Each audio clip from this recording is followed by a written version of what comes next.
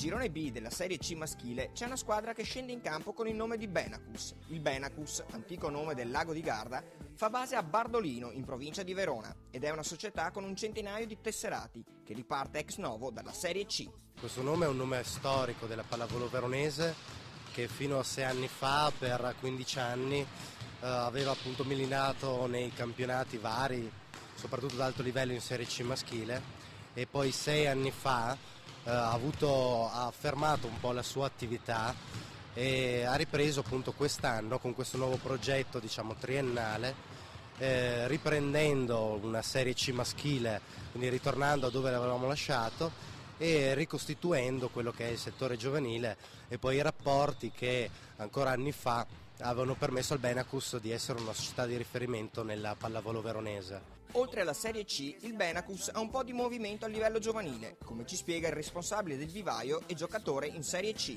Abbiamo aumentato anche il settore giovanile, che adesso comunque militano 40 persone, 40 bambini come settore mini volley. Abbiamo un under 16 che effettivamente ci dà dei buoni risultati, e adesso l'auspicio nel prossimo futuro è quello di raggiungere un consorzio con i paesi limitrofi, di valutare, diciamo, una squadra a livello proprio generale che abbia comunque dei risultati buoni da valutare proprio sull'ambito regionale. La Serie C del Benacus invece è stata costruita da capo a piedi durante l'estate scorsa. Il nostro dirigente ha lavorato abbastanza bene, si è dato da fare in mezzo ai vari tornei estivi dove ci ha contattato tutti e ha fatto una bella squadra.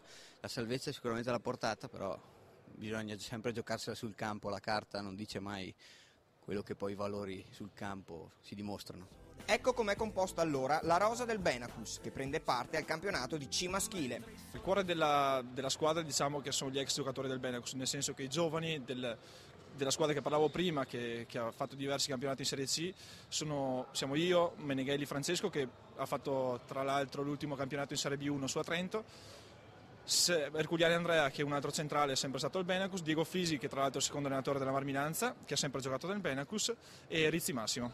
Ad inizio campionato il Benacus era partito con obiettivi di alta classifica, ma ora l'obiettivo è diventato la salvezza. L'obiettivo è senz'altro la salvezza, perché il gruppo è nuovo, infatti abbiamo avuto già difficoltà in Coppa Veneto e abbiamo un po' di difficoltà di amalgama più che di gioco, e quindi sono queste le nostre caratteristiche, insomma, da migliorare.